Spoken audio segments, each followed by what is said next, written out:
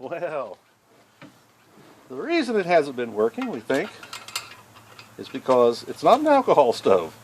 It's a white gas stove. So isn't that interesting? I've had a can of white gas of vintage origin here. I've filled it up completely. This shield, I think, is just to keep the flame from overheating the tank. It swivels here, I guess, just for ease of stowability. So it has nothing to do with putting the fire out or anything, so I should have figured that out. These are often primed with alcohol, although they can be primed with gasoline. It's probably a lot safer to prime it with alcohol. This dish here is supposed to be full, as well as the little inverted mushroom down there at the bottom. So let's see, I've got it closed.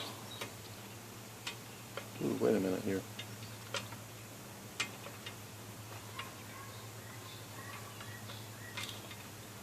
That's interesting.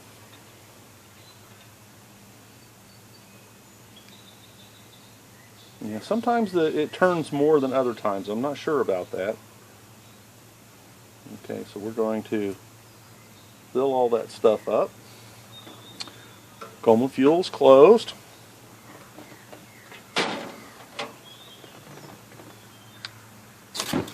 There we go. Now we're cooking with gas. Close up this fuel source. Yeah, a little bit of gasoline. Boy, you see the gasoline burning.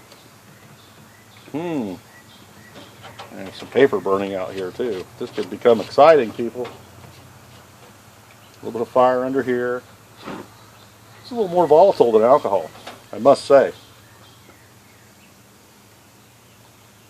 Gotta be a little more careful. Put the knife away. Okay, I'm going to start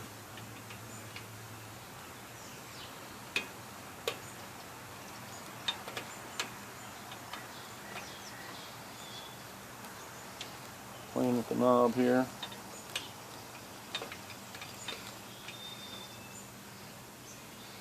It only wants to turn a small amount for some reason again. By the way, this is the Russian version, even though it's missing the decal up front, and it's a Primus Traveler.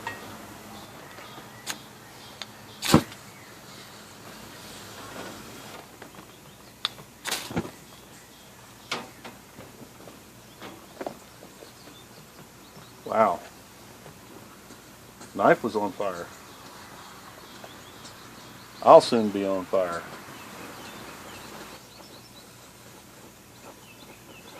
I'm hearing hissing.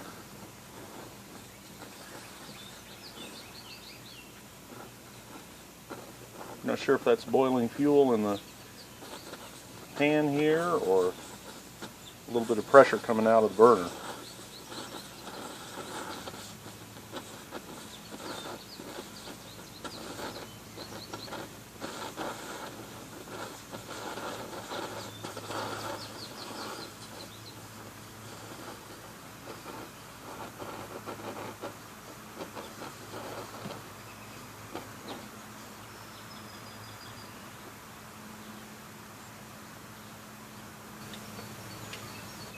I'm going to presume that I have it fouled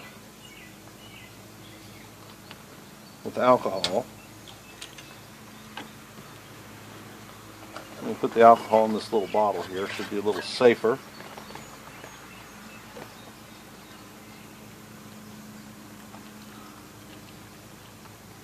This stuff tends to run all over the place. There's no safe way to pour it. Got to be careful because while it's on my skin or clothing, I could set myself on fire. So fortunately it evaporates rather quickly.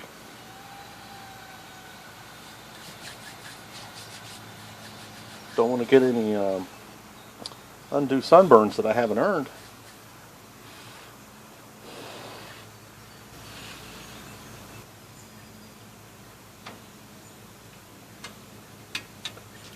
I've noticed a few times the the valve has turned a greater distance. It's like there's something in there that's causing it to catch. I may have to take it apart. I read something about there can be some damage to the valve if it's ever been over tightened, so I may have to study that and figure out what possible damage that could be. Alright, so let's try again. Ooh, that's still hot.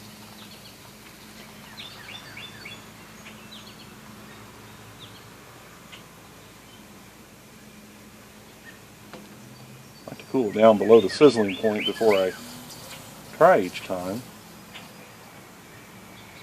Okay, bunch of alcohol in there.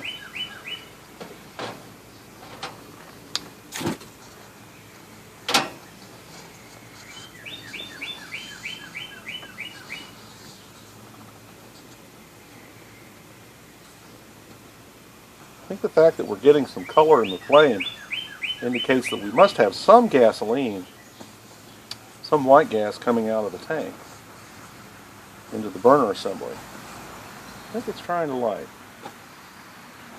Might have been a bit ambitious to have the box opening, planning to make a cup of coffee right away. Not having followed any instructions, you usually end up with what you deserve. So, getting a lot more hissing now. Now I understand on these Primus Travelers, not all the parts, that there's not really much parts interchange with an Optimus 8R. People seem to love these little stoves. I think maybe the wick will exchange, possibly, but there's no parts availability specifically for this. Well, I think we have a flame now. We may have some success here. Make sure I don't burn myself. Yeah, we have flame where it belongs, in the burner. So what do you think, Robert? I got it lit. Oh, just then, does it go out? Of course, okay. Well, remember, I believe I've had it fouled up, at least that's my working theory, but I've had it fouled up with alcohol. Ah, I hear a hiss goes off. Okay. Maybe that'll provide a little bit of protection from the breeze. There isn't much of a breeze out here. Looky here, we have a little flame. Some place where there shouldn't be.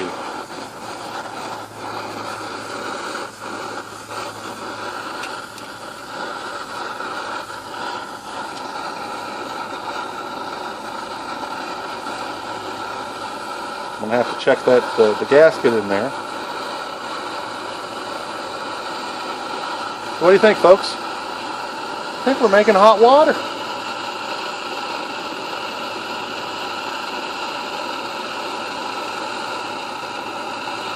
A little past coffee time. We might have some coffee anyways.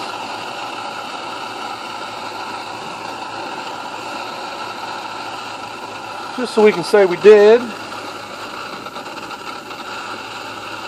I think we'll come back when it's boiling. Okay, we've had a change of plans. I have a pasta mix.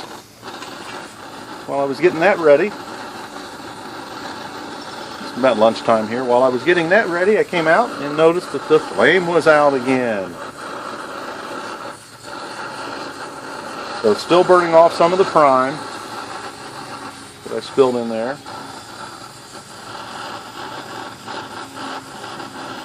Flame is going. Not convinced that I'm got complete control of it yet. The valve doesn't seem to turn very far.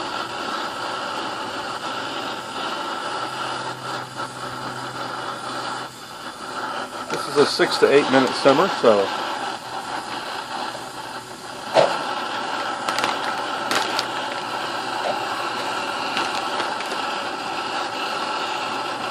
let's see if we can get 6 to 8 minutes of runtime out of it. It's ran a little longer each time. I think probably because we're getting the alcohol out of the tube assembly. I noticed in the videos that center cup in the burner actually glowing red hot. And some other versions of this stove. other Russian versions, so we're not getting that yet, so that's a clue. What a great stove, though. Get this thing working correctly, and it'll be kind of like the laziness of a Coleman stove. Look, the fire just went out again. Be kind of like the laziness of a 2-burner Coleman stove without the 25 pounds or whatever those things weigh. You could never put those in a pack. Be careful I don't burn myself here. Kenneth Cram's shell spoon made with a shell and a pine pitch, pine resin. A gift from the Bushcraft meetup from Kenneth. We're going to use that here. We're going to mix modern camping technology, the S-bit cooking vessel, and then some camping technology from the 70s or 80s, I would presume, the stove, and then something primitive. I realize this video may not make the stove seem very appealing, but I believe most of the malfunctions have been my own doing here.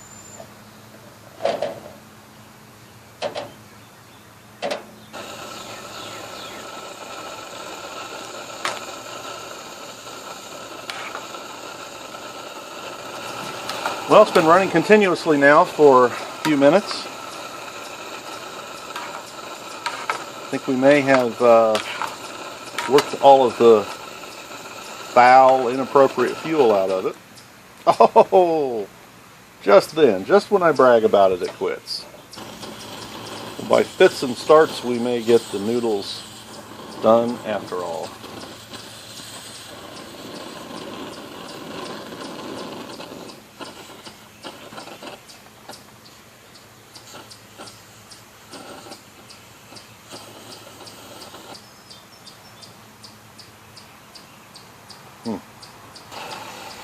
Woohoo! Been in the house for several minutes, come outside. Flame is still going.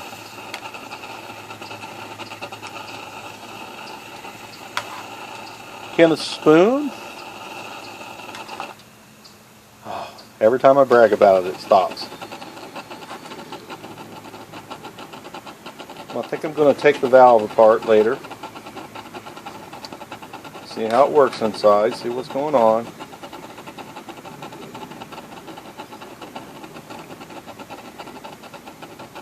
I think my noodles are done. Ken Cram's spoon, his primitive spoon, is holding up to boiling, simmering liquid just fine. You can make a spoon in the bush without carving it. Thanks to Robert, Bluegrass Bushcraft, for turning me on to this style stove. This one may not be working perfectly, but I will get it working perfectly.